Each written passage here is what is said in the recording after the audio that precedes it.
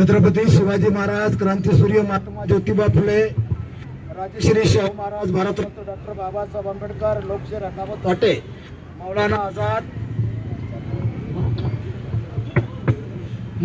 आझाद, टिपू सुलतान, आज या ठिकाणी आपण सर्व या ठिकाणी महाराष्ट्राच्या आंदोलनामध्ये जे तर आपण सर्व जे तर सहभागी झाले।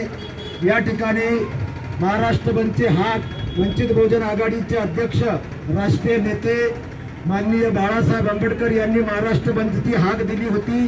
त्या हाकेला साथ देण्यासाठी आम्ही जे तर सिल्लोड बंदचं जे तर वंचित बहुजन आघाडी, भारतीय बौद्ध महासभा आणि जे तर समता सैनिक दलाच्या वतीनं या ठिकाणी जे तर हे जे तर बंदचं आव्हान केलं होतं। त्यामध्ये जे तर आपण या सरांनी आपले विद्यार्थी जे तर याच्यामध्ये आम्हाला जे तर सहभागी करून या ठिकाणी या मोर्चाची जे तर या ठिकाणी त्यांनी जे तर शोभा वाढवली आणि या बंद मध्ये त्यांनी जे तर आव्हान केलं। मित्रहो, हे जे बंदचं आव्हान जे झालेलं आहे आणि बंद जे तर महाराष्ट्रामध्ये नाही, या देशामध्ये नाही तर अख्ख्या जगामध्ये याला विरोध होतोय। विरोध कोणाला होतोय? मोदी सरकारला होतोय, एनडी सरकारला होतोय। या ठिकाणी का विरोध होतोय? सरकारला विरोध का होतोय? सरकार पोलिसांना समोर करून इथल्या युवकावरती, इथल्या विद्यार्थ्यांवरती, इथल्या सामाजिक कार्यकर्त्यावरती, शैक्षणिक कार्य करणाऱ्यावरती या ठिकाणी पोलीस जे तर आंदोलन अमानुषपणे जे तर लाठीचार्ज करत आहे, त्यांच्या डोक्या फोडत आहे, त्यांची पान या ठिकाणी तर पाय तोडत आहे आणि अनेक लोक पेपर फुटली, नीटची पेपर फुटली, टीईटीची पेपर फुटली, मंदिराची जे तर दानपेटी फुटली। अरे एवढंच काय? तुम्हाला मी सांगतोय का तुम्ही अजून शुद्धीत नाहीये?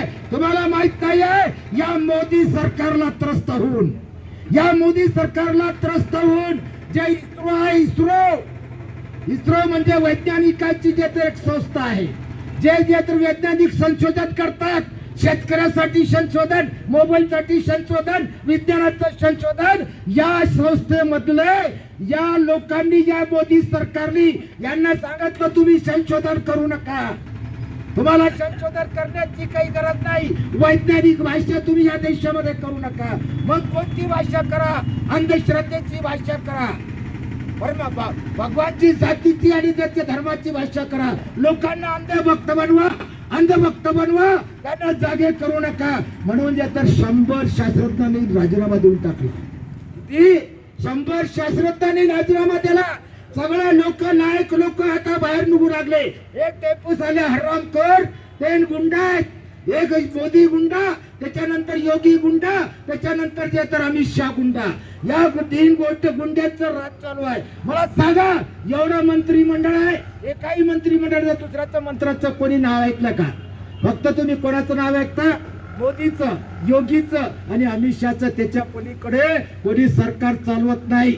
यांनी जे तर या केंद्र सरकारनं, या सरकारनं, मोदी सरकारनं इथल्या जे तर या ठिकाणी मुसलमानाला वेठी धरलं, इथल्या दलिताला वेठी धरलं, इथल्या शेतकऱ्याला वेठी धरलं, इथल्या कामगाराला शेतीत धरलं, इथल्या विद्यार्थ्याला वेठी धरलं, इथल्या जे तर सर्वसामान्य लोकांना वेठी धरण्याचं काम केलं। त्यांना जे तर या ठिकाणी मारण्याचं आणि पिटण्याचं आणि ठोकण्याचं काम आता या ठिकाणी या सरकारनं चालू केलेलं आहे। म्हणून आमचे नेते, राष्ट्रीय नेते बाळासाहेब आंबेडकर यांनी एकच माणूस आहे जो महाराष्ट्रामध्ये विरोध करतोय। कोणी भाजपवाला जे तर या ठिकाणी शिवसेनेला विरोध करत नाही, कोणी राष्ट्रवादीवाला विरोध करत नाही, कोणी काँग्रेसवाला विरोध करत नाही, कोणी रस्त्यावर येत नाही। परंतु बाळासाहेब आंबेडकर एक वाघाचं नातू, एक जे तर बाबासाहेबांचा नातू, या ठिकाणी प्रत्येक गोष्टीला विरोध करतोय, सामोरे जातोय। संघाला जे तर या ठिकाणी जे तर अंगावर घेण्याचं काम बाळासाहेब आंबेडकर करत आहे। मी तुम्हाला एक सांगतोय, हे फक्त पोलिसांनी लाठीचार्ज केलेलं नाही आहे। हे हरामखोर आरएसएसचे लोक, हे भागवतचे लोक, हे मोदीचे लोक, हे योगीचे लोक, हे शहाचे लोक, हे आरएसएसचे लोक, हे जे तर यांनी पोलिसाचा ड्रेस घातला, मिलिटरीच्या माणसाचा ड्रेस घातला, हातात दंडे घेतले आणि लोकांना ठोकण्याचं काम केलं। पोलीस बिचारे, पोलीस आपलं संरक्षण करण्यासाठी आहे, आपल्याला मारण्यासाठी नाही आहे। या जे तर संघापासून जे तर आपल्याला धोका निर्माण झालेला आहे, त्यांनी जे तर लाठ्यानी, काठ्यानी, बंदूक आणि शस्त्र चालवण्याचं काम फक्त एकच संघटना आहे आणि ते आहे जे तर आरएसएस। ते शिकवते, त्यांनी ठोकण्याचं काम दिल्लीमध्ये केलेलं आहे। आता गल्लीत यायला त्यांना वेळ नाही। तुम्ही सुद्धा सावध व्हा, तुम्ही विद्यार्थी आहात, तुमच्या भविष्यासाठी आम्ही लढतोय। म्हणून मित्र, मी तुम्हाला सांगतोय अशी आंदोलन आता पुढे लय मोठे करणार आहोत. अशा मधलं आंदोलन नाही होणार आहे. प्रत्येकाला याच्यात सामील व्हावं लागेल. आता दोनच वाद राहिले, एक मानवतावाद आणि दुसरा विषमतावाद. एक जे तर मनुवाद, एक जे तर आंबेडकरवाद, या दोन वादाची आता लढाई चालू झालेली आहे. आणि याच्यात मी आज बाबासाहेबांचं या ठिकाणी सांगतोय का शेवटी आता या ठिकाणी आंबेडकर वादाची लढाई आपण जिंकणार आहोत. आता वेळ आलेली आहे.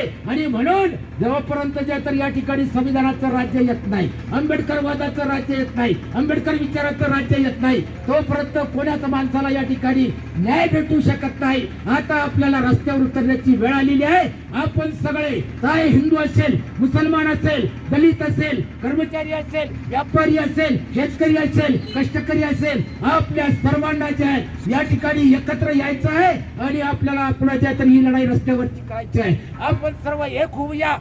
त्या पुढची लढाई आपण एक होऊन लढूया. एवढीच या ठिकाणी मी सांगतोय.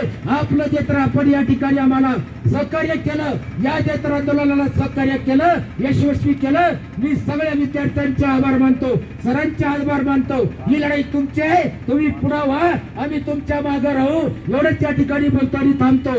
जय हिंद, जय भीम, जय भारत.